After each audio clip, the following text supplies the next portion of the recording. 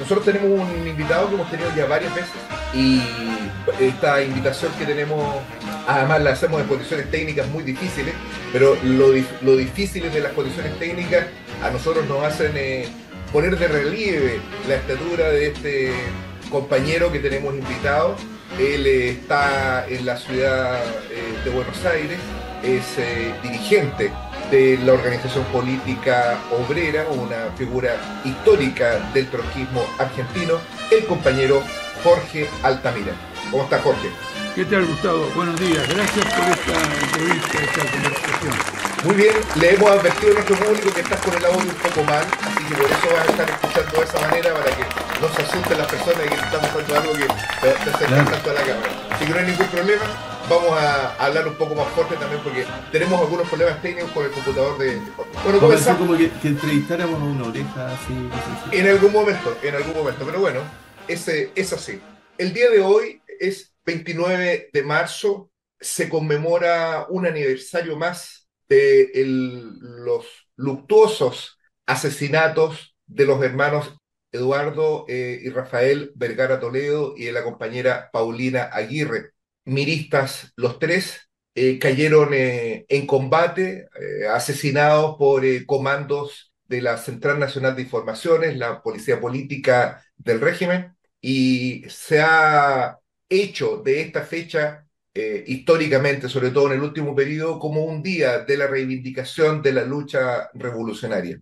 Por lo mismo, dedicamos este programa a la inmarcesible memoria de Eduardo y Rafael Vergara Toledo y de Paulina Aguirre. Lo hacemos en momentos en los cuales el círculo comienza, o la cuadratura del círculo, como diría Risenberg, comienza a cerrarse. No solo este gobierno ha hecho todo lo contrario de aquello que anunció en su campaña electoral. Este gobierno suscribió el tratado colonial del TPP-11, este gobierno empoderó a las policías y fortaleció el aparato represivo, ha ocupado militarmente desde que llegaron a la moneda la Araucanía y ha tomado todas las medidas antiambientales posibles que son imaginables, contrariando la voluntad de todas las comunidades en las cuales durante la campaña electoral se apoyaron.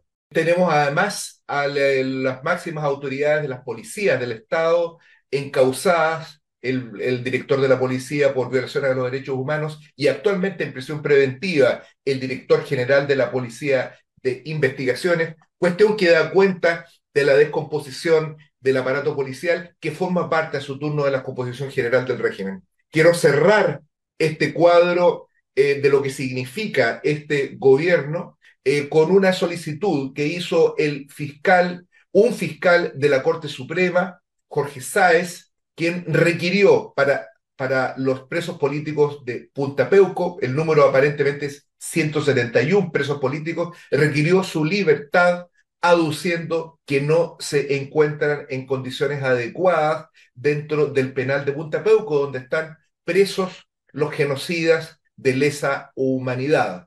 Esto es una cuestión inédita, no es primera vez que se solicita la liberación de los presos de la dictadura, de los violadores a los derechos humanos, no es primera vez que sus abogados lo piden, pero sí es primera vez que un fiscal de la Corte Suprema lo requiere ante la Corte de Apelaciones de Santiago. Si comenzara el proceso de liberación de los presos de Punta Peuco, de los presos, de los violadores a los derechos humanos, sería ya el último eslabón de la cadena de transformación de este gobierno que llegó a la moneda con una promesa democrática y con el apoyo de la izquierda en un gobierno formalmente de derecha. No le quedaba nada más a este gobierno que hacer para contrariar todo aquello por lo cual fue elegido y este sería el próximo paso. ¿Por qué estamos con Jorge Altamira en este punto? ¿Me quiere decir algo, Sergio? Para recordarle que también Johnny Cariqueo murió un día del joven combatiente en el 2008, que también lo recordamos, Ah, por de parte de supuesto. la represión de ese día. Bueno, Mauricio Maguilé también, un día similar, un año antes de la 84. ¿Y por qué hacemos esta alusión a la situación nacional, a la situación nacional? Porque creemos de que la única manera de comprender adecuadamente esto que está ocurriendo acá en el país es a partir de lo que se está viviendo en la situación política internacional. No solo en la Argentina, donde se encuentra Jorge Altamira, sino que a nivel mundial hay hechos que explican esta conducta. No es mera fatalidad, ni mucho menos Viernes Santo, como alguien me insinuó en la producción. Jorge.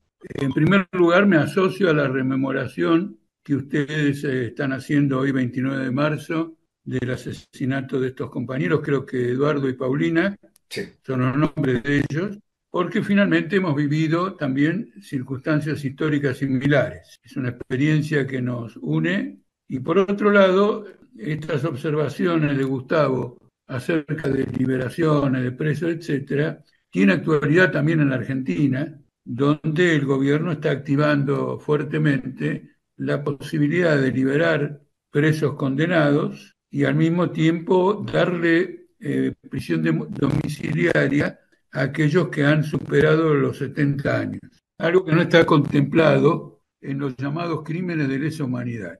Nada menos que ayer, o anteayer, creo que fue ayer, un tribunal oral en Argentina condenó a los asesinos de un grupo de jóvenes secundarios que fueron asesinados por la dictadura en 1970, es decir, en los primeros meses de la dictadura, en una jornada que es conocida acá como la Noche de los Lápices, porque eran estudiantes secundarios que reclamaban una reducción en el precio del boleto estudiantil.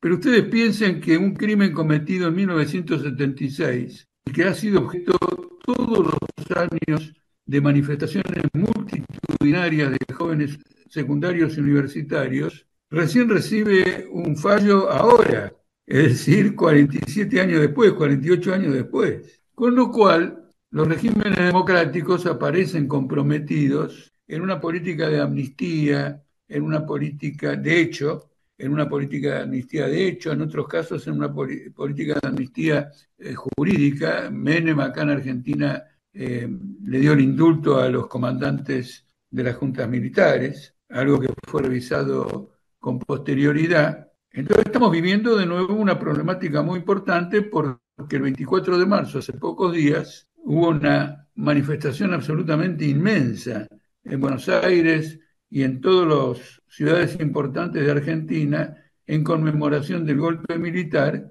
y se produjo una confrontación directa con el gobierno de Milei que de una u otra manera reivindicó ese golpe militar, aunque adscribiéndose ahora a la democracia, etcétera, toda ese palabrerío que está de moda desde hace muchísimos años. En Argentina se pretende revisar la Ley de Seguridad Interior que prohíbe a las Fuerzas Armadas intervenir en la represión interna y con el pretexto del terrorismo, que es una expresión muy amplia, autorizarla a intervenir nuevamente en estos procesos. Es un tema muy complejo porque las Fuerzas Armadas de Argentina se encuentran muy diezmadas como consecuencia de la derrota en Malvinas y el boicot de Gran Bretaña a un rearme militar, y por lo tanto los jefes militares se preocupan en acentuar el lenguaje democrático para que a través de Estados Unidos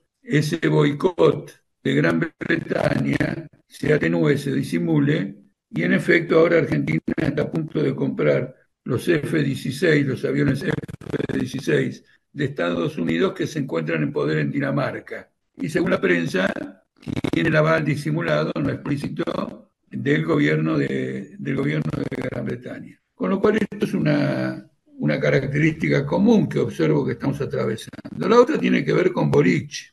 El fenómeno de la izquierda virando hacia la derecha es un fenómeno mundial. No hay país en el mundo que, hasta donde yo sé, en que la llamada izquierda, que se había distinguido formalmente del centro izquierda, entendiendo, por ejemplo, en Chile por centro izquierda el Partido Socialista, el Bachelet, etcétera, se encuentra en una franca derechización. Una gran parte de esa izquierda, la mayoría, de hecho apoya a la OTAN en la guerra contra Rusia. El otro comentario que les quería hacer de un hecho que está muy distorsionado. Ocurre que Milei, el presidente de Argentina, llamó a Petro terrorista asesino o algo por el estilo. Así. Y como acá en Argentina hay una tendencia a interpretar que Milei es una persona psicológicamente desequilibrada. Y algunos han dicho que no tiene ningún sentido todo esto porque Argentina tiene un activo comercio con Colombia que podría quedar perjudicado por estos insultos. Cuando uno escarba más profundamente, el insulto de Milei es un planteo, es una acción largamente meditada, pensada y organizada debido a los lazos históricos de Milei con el uribismo colombiano. Claro. Y apoya abiertamente a Milei. No es casual que esto ocurra cuando Petro, al menos de palabra, fue el que llegó más lejos en la crítica al genocidio del sionismo en Gaza, porque en algún momento creo que amenazó con romper relaciones diplomáticas con Israel. Todo esto no pasa de las palabras, pero Milei es un gobierno fuertemente anclado en el sionismo, como lo revela la activa participación de los servicios de seguridad de Israel en el Ministerio de Seguridad de Argentina y en el nuevo proceso de represión a las movilizaciones callejeras. El sionismo en América Latina juega un rol extremadamente relevante, y se hace notar eso ostensiblemente. Es una larga historia que no voy a describir ahora, pero a la cual hay que prestarle, digamos, una profunda atención.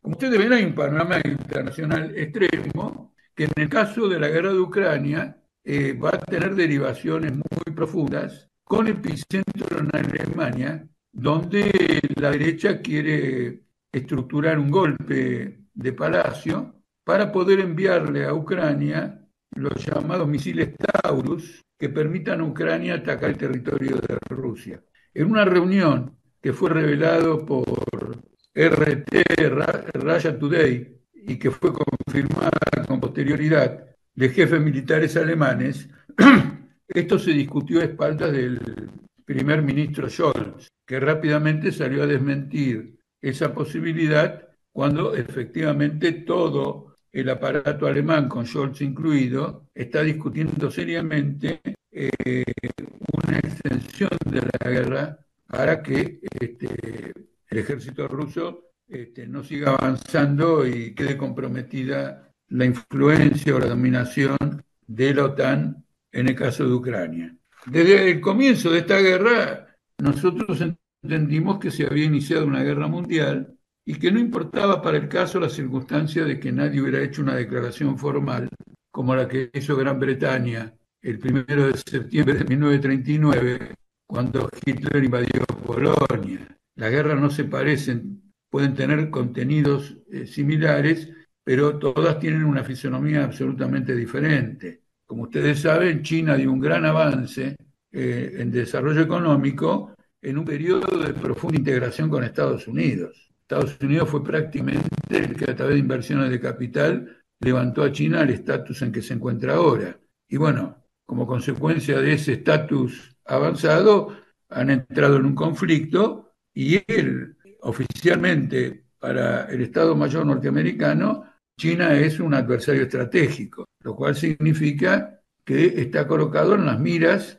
digamos, de una posible guerra. Esta guerra es el hecho absolutamente dominante. Ahora, quiero llamarle la atención también, y no me voy a extender más para poder intercambiar con ustedes, quiero llamarles mucho la atención a ustedes sobre los datos que van revelando la inminencia de una crisis financiera internacional y que tiene que ver con el grado extremo de endeudamiento, tanto privado como público. En este momento prácticamente una gran parte de la economía mundial se encuentra en impago y ese es el tema dominante en la prensa financiera de los últimos días, al extremo de que el hombre encargado de seguir el presupuesto de los Estados Unidos, el organismo que controla la ejecución presupuestaria de Estados Unidos, vaticina una crisis estratégica en Estados Unidos como consecuencia de una deuda que podría llegar en pocos años al 150% del PBI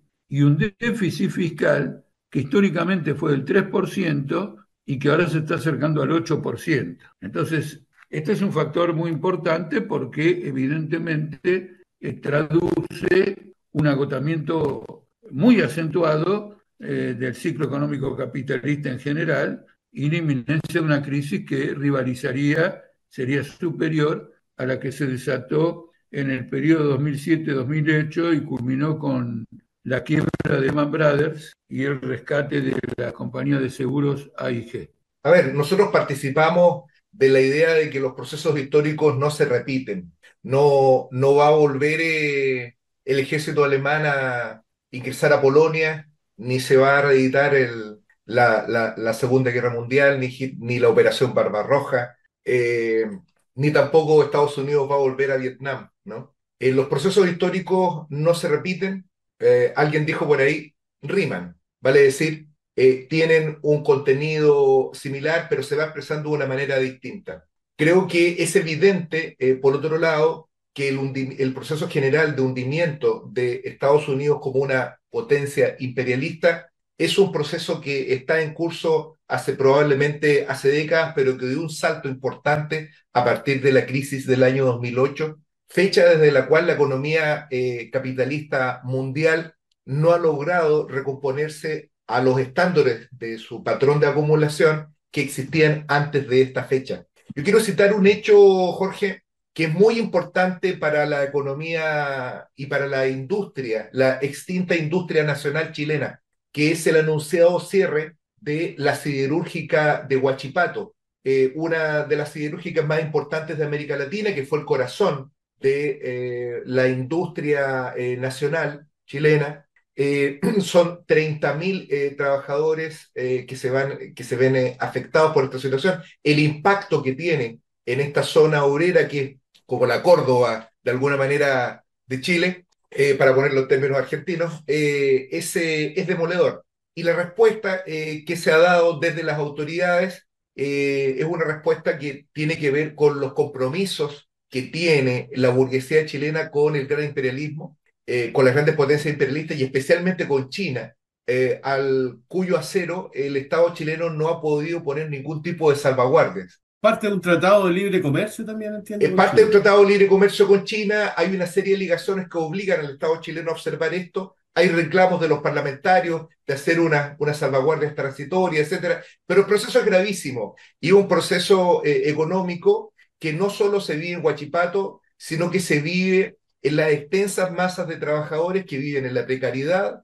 con cerca de un 60% de trabajadores que viven con remuneraciones muy pequeñas y que tienden a licuarse de la misma manera como se observa a todo nivel, cómo se observa en Argentina y cómo se observa en realidad en todo el mundo. Las movilizaciones en Europa, en Estados Unidos, dan cuenta de este ataque feroz del capital hacia los trabajadores. La pregunta, Jorge, tiene que ver con lo siguiente. Hay una de las cosas que más llama la atención y es el hecho de que los trabajadores no logran dar una respuesta clasista en el marco de este conflicto. Es más, pareciera que la erosión de las ilusiones democráticas hace a los trabajadores mirar de alguna manera hacia salidas dictatoriales de derecha. Esto es lo que está ocurriendo en Europa, de alguna forma distorsionada también en lo que ocurre en Argentina. En Chile también esto es algo que se percibe. ¿Cómo ves ese fenómeno? ¿A qué atribuyes esta conducta de la clase trabajadora a nivel mundial, ¿no? Este fenómeno. En primer lugar, quisiera observar que por grave que sea lo de Huachipato, tengan presente que Milei en esta semana ha despedido alrededor de 20.000 trabajadores del Estado. 20.000.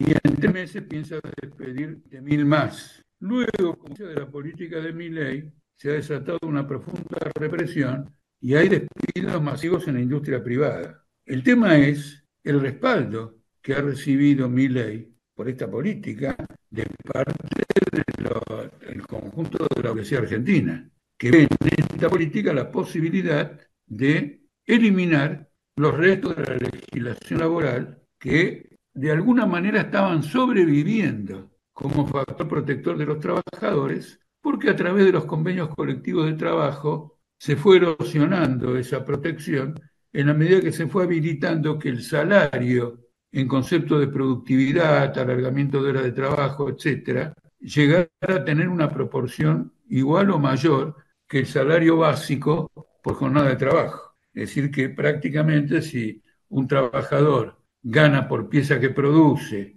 por cantidad que produce, por alargamiento de la jornada de 8 horas, la victoria del capital en las relaciones laborales contra los trabajadores es completa. Entonces, en este momento hay un conflicto muy grande en Argentina, hay grandes movilizaciones, las del 24 de marzo, que fue por el aniversario de la dictadura, no hay que engañarse. La gente fue excepcionalmente a la Plaza de Mayo como reacción al gobierno de Milei.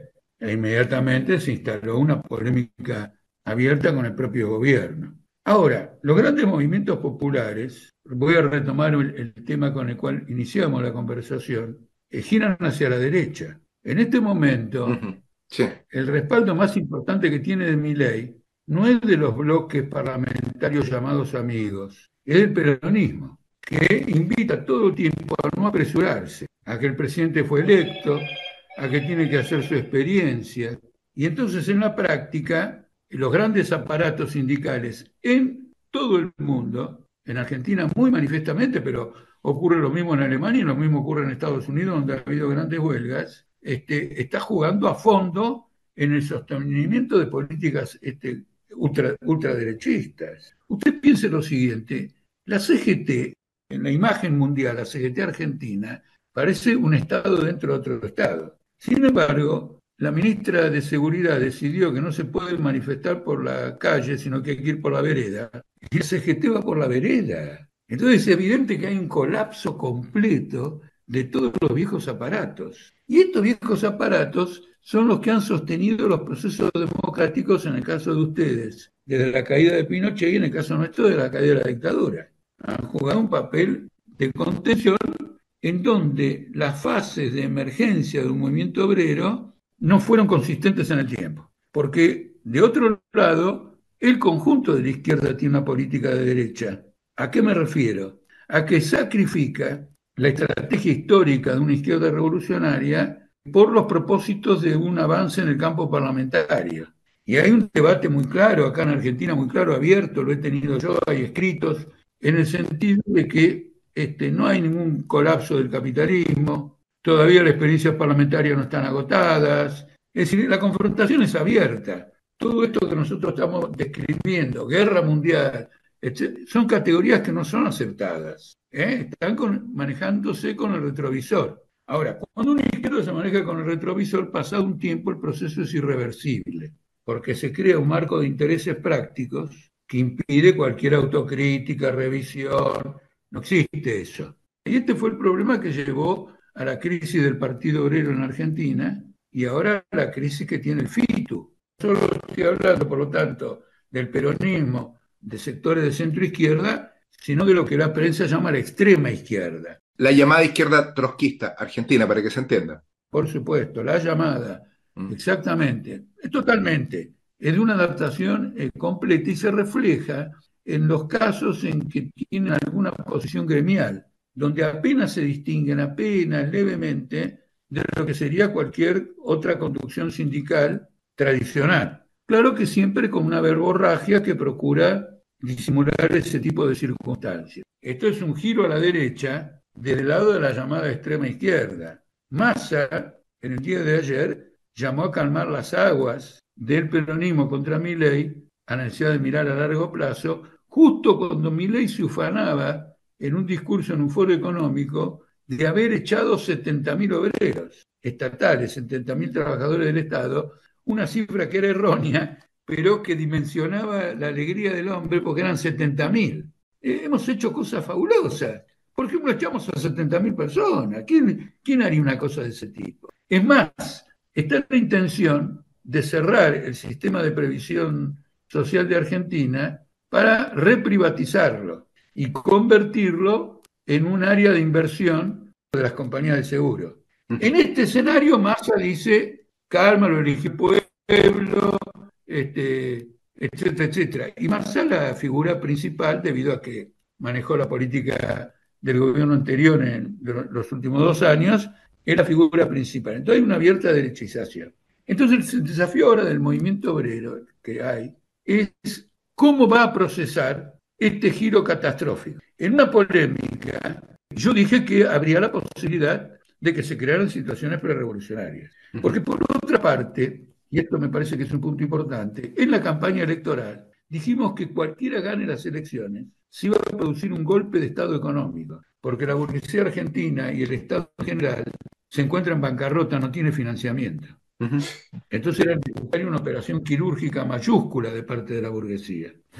Eso lo dijimos antes y por lo tanto dejamos abierta la posibilidad de que se crearan situaciones prerevolucionarias. O no, pero se abría por primera vez ese tipo de posibilidad en virtud de la envergadura del ataque. Ahora estamos procesando eso. Le voy a dar un ejemplo concreto. La patronal metalúrgica es una de las que más apoya al actual gobierno. El grupo Tenaris, la gran siderúrgica de Argentina, fabrica tubos para el petróleo, para los oleoductos y Ajá. gasoductos, etcétera. Entonces, hay manifestaciones vigorosas de trabajadores y la burocracia de los sindicatos las ha ido dosificando por semana, pero no lanza una huelga general. Entonces, estamos ante un fenómeno que tuvimos en el pasado, bajo un gobierno peronista, el de Isabel, y también bajo determinadas dictaduras, en que el dique de la burocracia sindical fue roto y la huelga general nació de abajo y no por una directiva de las centrales sindicales ni por los sindicatos. Argentina va en esa dirección. Y en este momento, en Twitter, la consigna huelga general es tendencia. Ajá. Es muy interesante, porque los únicos que habíamos planteado el tema de la huelga general éramos nosotros, y fue desechado como algo extremista, algo aventurero y todo lo demás. Ahora es tendencia en Twitter, no es tendencia en Twitter porque nosotros lo planteamos, es tendencia en Twitter porque la realidad va mostrando que ante el salvajismo del ataque no hay resistencias parciales porque Milei las ignora. Esto es muy interesante. Los ferroviarios declararon un paro y Milei ni les contestó. Y teniendo la facultad de frenar ese paro con una conciliación que la ley le da al gobierno, no aplicó la conciliación como hicieron todos los gobiernos anteriores desde la dictadura hasta hoy. No, que hagan la huelga por 24 horas. Que hagan. Vamos a la pelea a muerte. Entonces estamos ante un gran problema político porque el tamaño del ataque es fenomenal. Es tan fenomenal que una ala del gobierno, una ala que apoyó a Milei para que llegue al gobierno, señala reiteradamente que Milei va a producir una catástrofe financiera en las grandes empresas y le pone fecha de vencimiento al gobierno. Milei tiene el propósito de poder cumplir con los compromisos de la deuda que hoy por hoy alcanzan a los 600.000 millones de dólares y piensa cumplir esos compromisos por medio de una política de ajuste social. Eso es una cirugía sin anestesia. Claro. Que necesariamente tiene que terminar mal. Por lo tanto, hagámonos a la idea de que no tenemos simplemente un problema de crisis económica. La sociedad ha sido conmovida en la raíz. Hay gente que me para en la calle nada más que para decirme si se puede sobrevivir con lo que está ocurriendo. Tanto es así el aventurerismo que el Fondo Monetario Internacional por primera vez no le da un préstamo a la Argentina por el exceso del ajuste, porque le dice que con este tipo de política la situación va a estallar y el préstamo que le dé se va a evaporar. Claro. Es decir, que tenemos al FMI en el campo de los críticos. Considera que se le pasó la mano a Milei. Entonces estamos viviendo esta experiencia y la estamos viviendo con una vanguardia revolucionaria muy pequeña. Lo más que podemos decir en favor de esta vanguardia revolucionaria es que se ha empequeñecido como consecuencia de la crisis, pero en la cabeza del país existe como fuerza, por su trayectoria. Sí, Jorge, sabes que has tocado un punto muy importante. Nosotros hemos seguido muy de cerca la evolución política de la bancada parlamentaria del FITU, ¿no? Que es el Frente de Izquierda de los Trabajadores en la Argentina, que tiene como voces más estentorias la de Bregman y Castillo, fundamentalmente. El centro gravitacional del discurso del FITU, lamentablemente, es la defensa de la Constitución contra lo que ellos consideran una ofensiva dictatorial. Ahora, ¿cuál es el fondo de eso? Ahora, el ángulo electoral los lleva a ellos a lo que ellos llaman la táctica de aproximación al electorado peronista, en la idea de que este electorado peronista, al ver la ineficacia del kirchnerismo, se va a ir con Pérez. Por eso hace un rato yo les dije, uno empieza con adaptaciones tácticas, pero pasado un tiempo no hay retorno. La clase obrera en este momento está perfectamente consciente de lo que está pasando, perfectamente consciente. Ahora, ¿cómo le entra a eso? El otro día, en la principal fábrica siderúrgica del país, se hicieron dos manifestaciones, una dentro de la fábrica, que fue casi una ocupación, y en la otra, desbordando la fábrica y cubriendo toda la ciudad de Campana, donde reside la fábrica esta que se llama Siderca. Ahora, con otras siderúrgicas, están organizando para las próximas semanas nuevas manifestaciones de este tipo. Y la cantidad de gente que va es mucha, de metalúrgicos, es mucha gente. Ya roza la insurgencia, pero el sindicato se mantiene firme en evitar a toda costa una huelga. El secretario general es kirchnerista, porque una huelga hoy de la Unión Obrera Metalúrgica contra las patronales, las grandes patronales siderúrgicas, hoy desataría un levantamiento popular. Porque las fábricas metalúrgicas están en todo el país, talleres, fábricas, en todo el país. Entonces desataría un levantamiento popular, porque, a ver, ¿por qué lo desataría?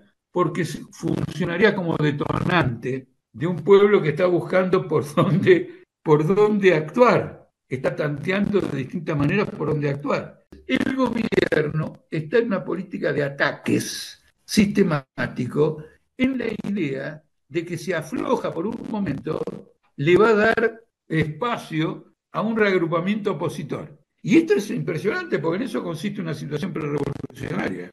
Porque el ataque a Petro, realmente a la gente acá en Argentina le parece un tipo que está loco. ¿Cómo lo asesina al presidente de otro país que es un terrorista asesino? Sí. Porque las investigaciones de crímenes en Colombia apuntan a Álvaro Uribe. Por lo tanto, los terroristas asesinos son los socios de Milei. Y ahora todo el mundo está discutiendo si Petro es un terrorista asesino. Y con respecto al tacto de Milei, parece que lo tienen todos los funcionarios, ¿ah? Porque el embajador de Argentina en Chile, dentro de sus declaraciones, declaró Argentina, mi país, era potencia agrícola cuando ustedes recién aprendían a comer. El que dijo eso, ese sí que es un imbécil. Siempre fue ministro de Macri, realmente es una persona intelectualmente muy limitada y no sé a cuento de qué agredió de esa manera a Chile.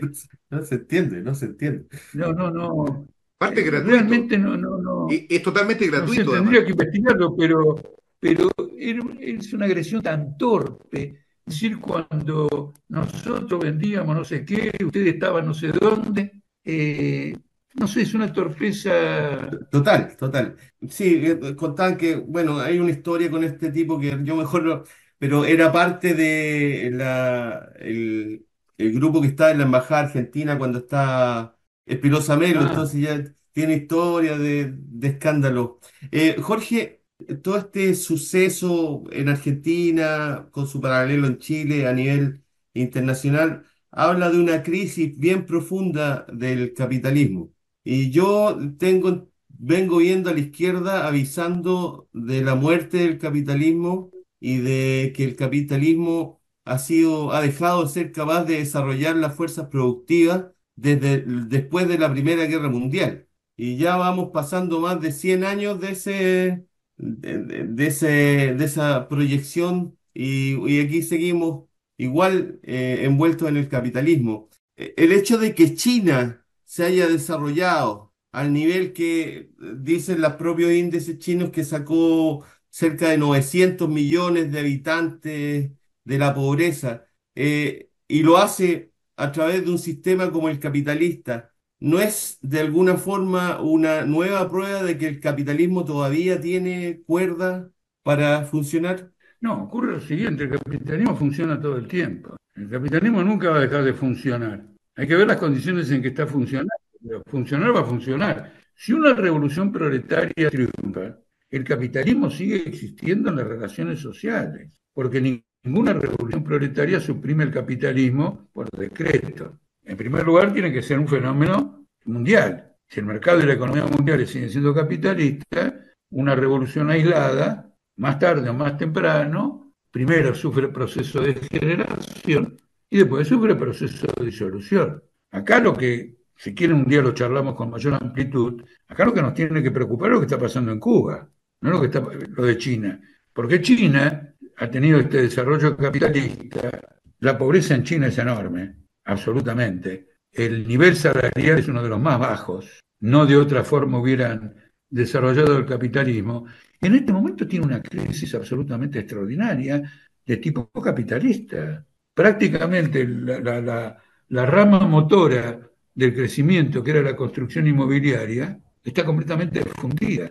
Hay ciudades enteras con departamentos vacíos que no se van a vender y que algunos ya fueron pagados porque se compran en cuotas desde el pozo, a medida que se va construyendo, y bueno, dejaron de pagar. Hay un montón de gente endeudada.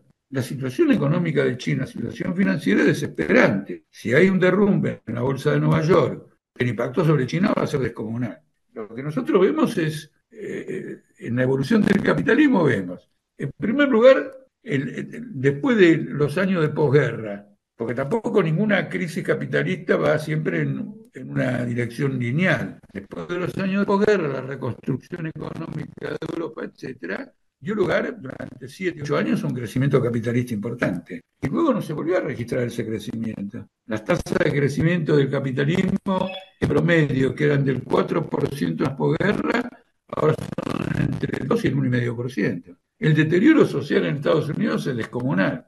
Los presupuestos militares son fabulosos y hay amenazas de guerra atómica. Entonces, a la pregunta de si como régimen social sigue cumpliendo una función progresiva, la respuesta es rotundamente que no. Una discusión en la izquierda y que se ataca a un sector que se les llama los desarrollistas, que son aquellos que pretenden levantar programas de desarrollo industrial nuevamente en países como los países atrasados, como Chile, como Argentina, en Sudamérica. ¿Qué proyecto debería tener un gobierno socialista en Latinoamérica? ¿Es volver a desarrollar la industria?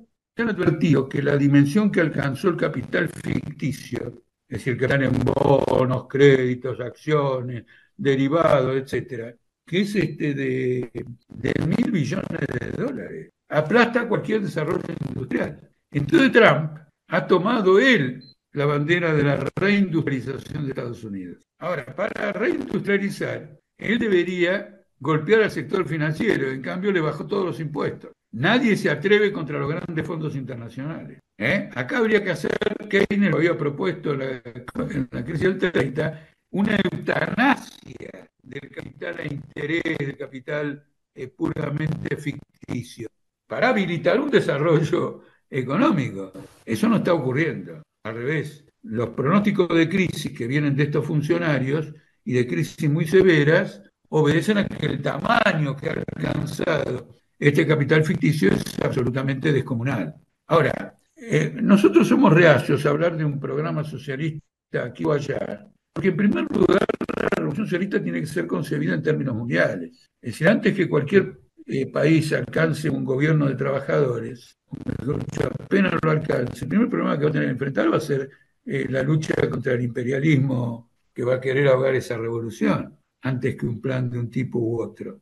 No en vano, en Rusia, en la Unión Soviética, se empezaron a tejer planes económicos cuando la Revolución Europea refluyó y el capitalismo encontró un cierto equilibrio, pero sin salir de la crisis. Entonces, el primer plan económico fue elaborado por Trotsky, que se basaba en identificar los problemas que tenía que resolver la Unión Soviética, pero al mismo tiempo identificar qué intereses económicos podría tener el capital mundial en la Unión Soviética y hacer un canje en un periodo intermedio, en un periodo donde la ola revolucionaria refluye, aparentemente no hay una expectativa de otra ola revolucionaria, algo que en cierto modo fue correcto, pero también fue incorrecto, porque enseguida vino la Revolución China de 1927.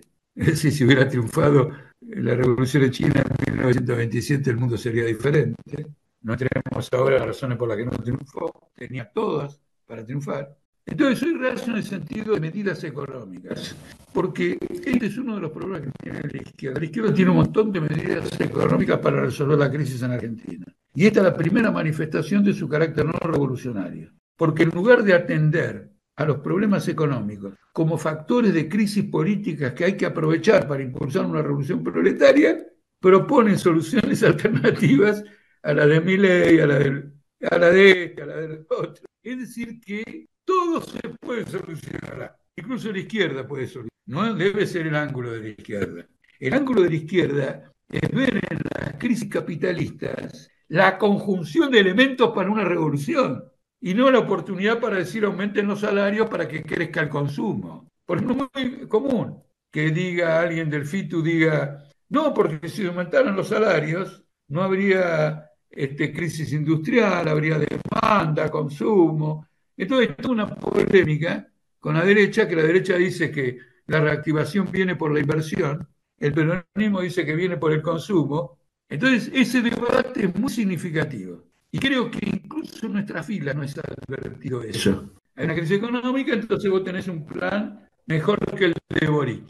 Boric cede en esto, y entonces, por ejemplo, en lugar de Huachipato no es privada, supongo, ¿no? Fue estatal, fue creada por el Estado en el gobierno de Aguirre Cerda en los años fines de los 30 y a comienzos de los 80 fue privatizada por Fue Pinochet. privatizada. Entonces, por ejemplo, viene alguien de izquierda, viene alguien de esta izquierda y dice, la crisis del acero en Chile se supera nacionalizando Huachipato. Por ejemplo. Ya está.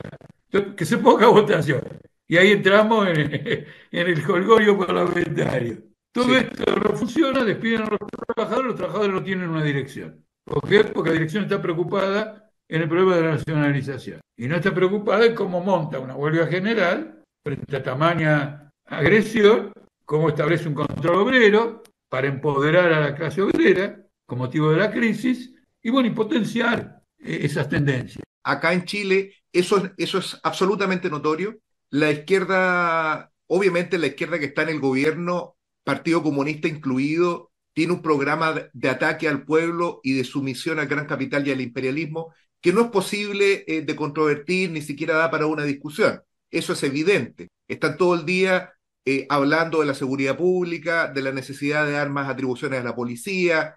Es inminente, hay actualmente el juicio a Héctor Yaitul, que es una teatralización a este importante dirigente mapuche, se le va a matar en la cárcel como resultado de sus declaraciones, aplicando la ley de seguridad interior del Estado, que es un modelo que proviene de la Italia fascista. Pero me refiero a aquella izquierda que se reclama de la revolución, de la otra izquierda, ¿no? No la izquierda que está en el aparato del Estado. Y en ellos hay una cosa que lo que tú estás planteando es sumamente marcado, es el hecho de que han reemplazado el discurso de revolución social por la defensa de un estado de bienestar.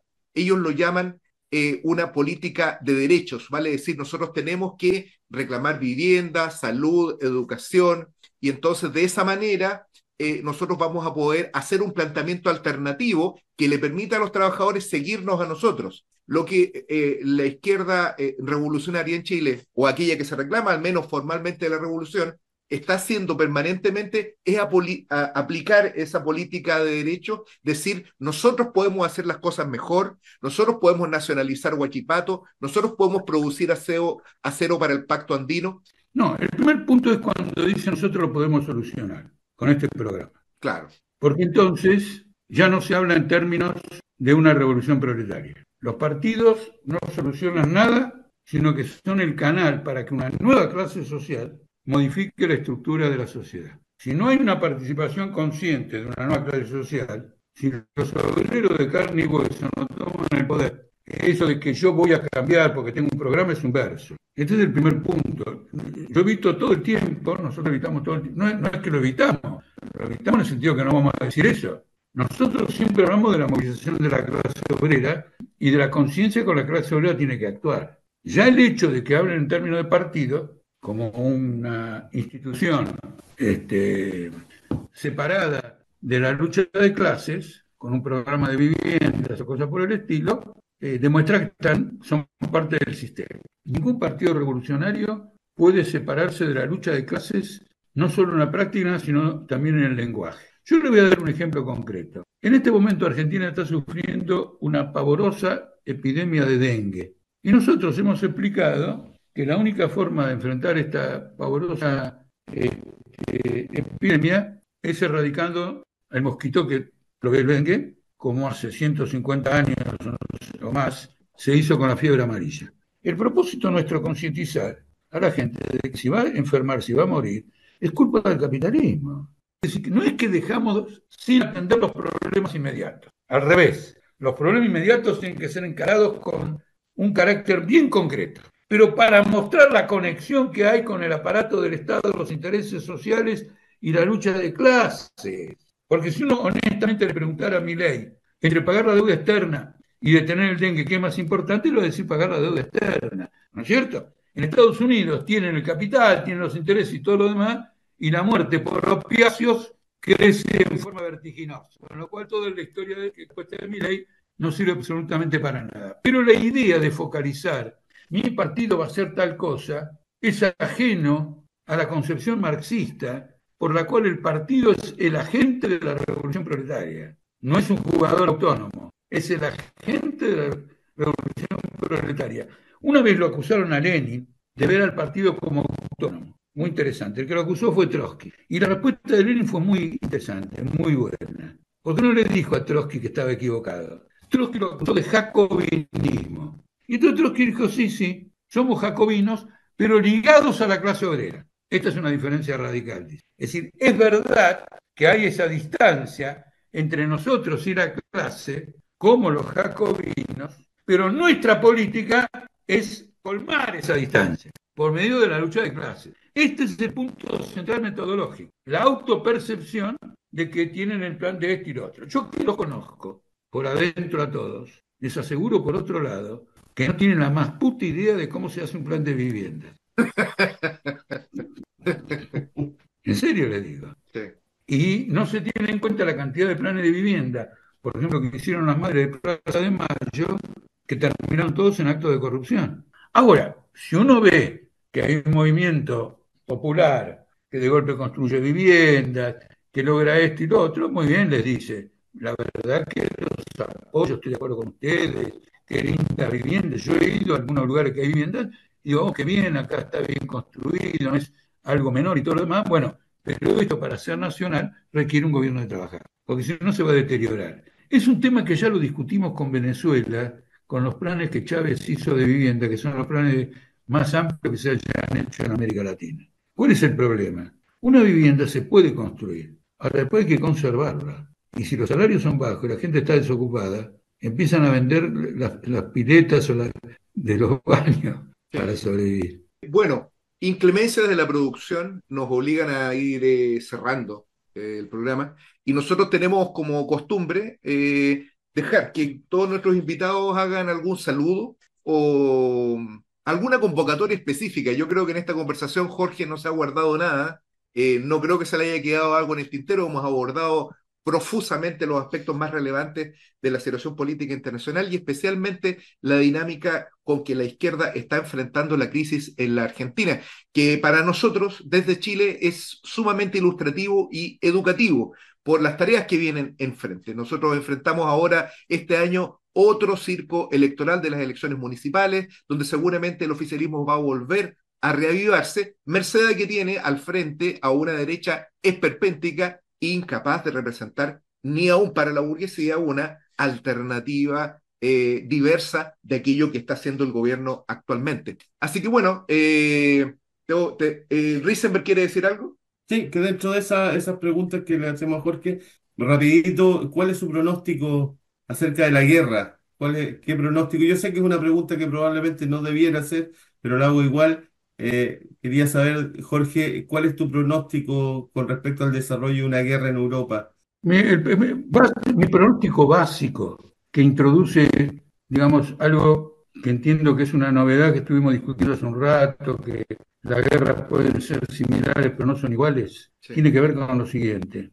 Esta guerra, más temprano que tarde, temprano, tiene que producir algún colapso político en Alemania, en Estados Unidos o en Rusia. Es decir, no podemos ver a la guerra como un tema de armas puramente. Las naciones involucradas lo hacen defendiendo determinados intereses y por lo tanto sacrificando los intereses de la población. en una medida, en otra medida. El país que parece ser el eslabón débil de la cadena es Alemania. Va a haber ahora elecciones para el Parlamento Europeo y el partido neonazi podría salir primero. Entonces, eso seguramente provocaría una crisis, porque además el partido neonazi es pro-Putin, es una reversión interesante, está en la línea de Trump. Claro. Ayer Trump volvió a declarar, no me acuerdo si Trump o alguien muy cercano a Trump, que era urgente llegar a un acuerdo con Rusia. Por lo tanto, si triunfa una orientación como la de Trump, Europa va a entrar en una crisis política descomunal. Es decir, esta vez las guerras apuntan a quebrar políticamente al adversario. Solo si lo logran quebrar políticamente, avanzan en sus planes militares. Y el avance que hacen en los planes militares tiene que ver con quebrar políticamente al adversario. Cuando comenzó la guerra, Biden lo dijo. Nuestro objetivo es un cambio de régimen en Rusia. Y ese objetivo no cambió. Ahora, va a haber cambio de regímenes en la Unión Europea con seguridad. Entonces tenemos que seguir ese desarrollo. Después está el problema de la guerra del Medio Oriente. Lo que están haciendo con el pueblo de Gaza es de una gravedad inusitada, porque recién hablábamos de cómo reacciona la clase obrera frente a los planes de ajuste. ¿Y cómo está reaccionando el mundo frente a la masacre de un pueblo sin armas por parte de un grupo de sionistas con aviones, bombas y todo lo demás? En América Latina no ha habido una gran reacción. Las mayores reacciones han sido en Gran Bretaña, en Alemania. Son insuficientes, ¿no es cierto? Diseñan el cambio político en el Medio Oriente, entonces países como Irán, países como Egipto, como consecuencia de esta guerra van a atravesar por crisis políticas enormes. Esto enlaza a la guerra con la revolución. Y esta es mi previsión, que naturalmente aclaro siempre que la previsión es siempre un GPS.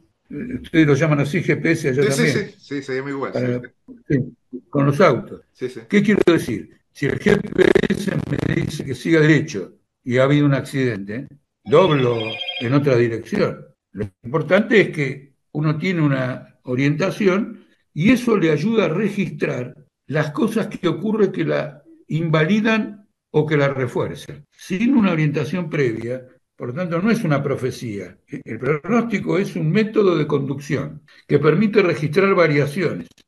Lo que nos pasó con Milei fue impresionante, porque hicimos una campaña brutal de que este hombre va a dar un golpe de Estado económico y el hombre dio un golpe de Estado económico. Y nadie sabía de qué hablábamos cuando nosotros decíamos aquello.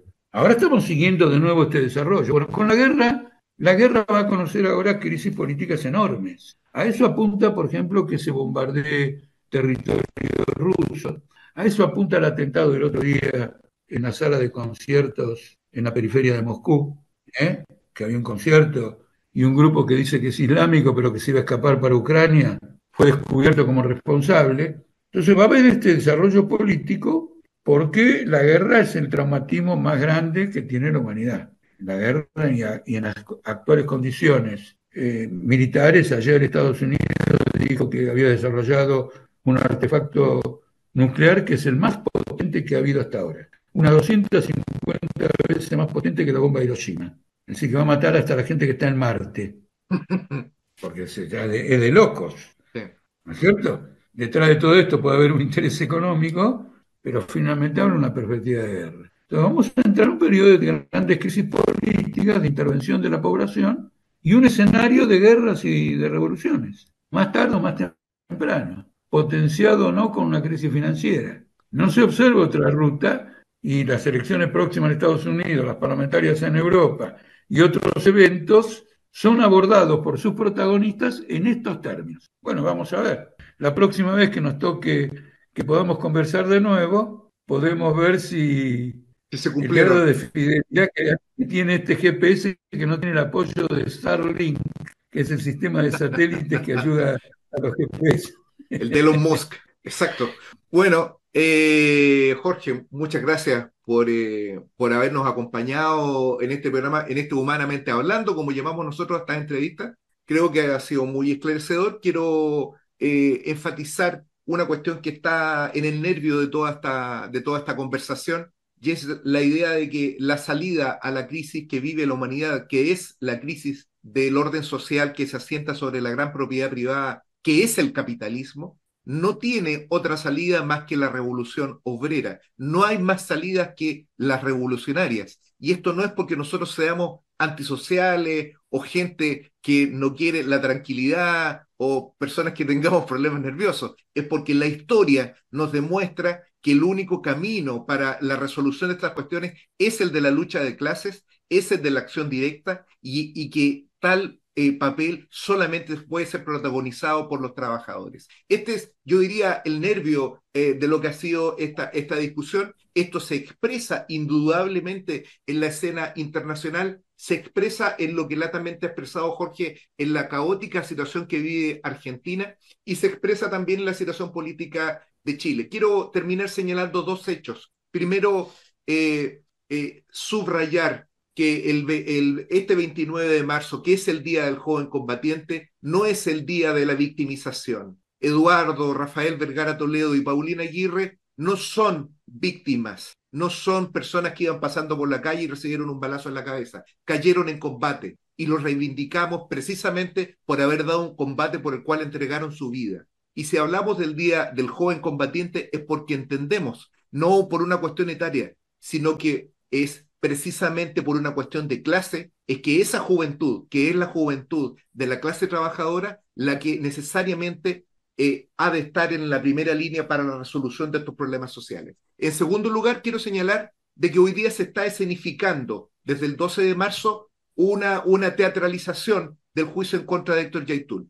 Yo he seguido muy directamente con las abogadas de Héctor Yaitul la evolución de esto. Es inevitable una condena. A Héctor Yaitul se le va a condenar a los 23 años que está pidiendo el Estado de Chile. Esto ya se anticipa. No es necesario que esperemos el fallo que viene acá, porque esto ya está arreglado. Hay una exigencia del gobierno de matar en la cárcel a Héctor Yaitul. Y quiero subrayar este hecho, porque este hecho no solo es un crimen de lesa humanidad materialmente, porque es un acto violatorio de los derechos humanos hasta desde el punto de vista del derecho internacional, sino que además desnuda el carácter de clase de esta parafernalia de la democracia burguesa, este oropel con el cual se pretende maquillar la inclemente dictadura del capital que vivimos día a día en Chile, los trabajadores, y se vive igualmente en todo el mundo. Las elecciones, la existencia de un régimen parlamentario, nada tienen que ver con un orden democrático, sino que muy por el contrario, con una dictadura del capital que se va a expresar de distintas maneras. No, esta tendencia a la formación de un Estado policial, que es lo que estamos viviendo acá, no es un hecho accidental, no es culpa de que Boris tenga otra o alguna característica o de que Milei sea un loco. Es una exigencia económica, una exigencia social, una exigencia política y militar del gran capital imperialista en el mundo. Así que bueno, quiero cerrar con esta cuestión, me parece imprescindible, me pareció una gran conversación, como siempre Jorge Altamira, un jugador que viene del gran torneo argentino, siempre un aporte en esta discusión, estoy seguro, y lo vamos a tener nuevamente en este programa para tratar sobre estas cuestiones. Llegó como Kempes.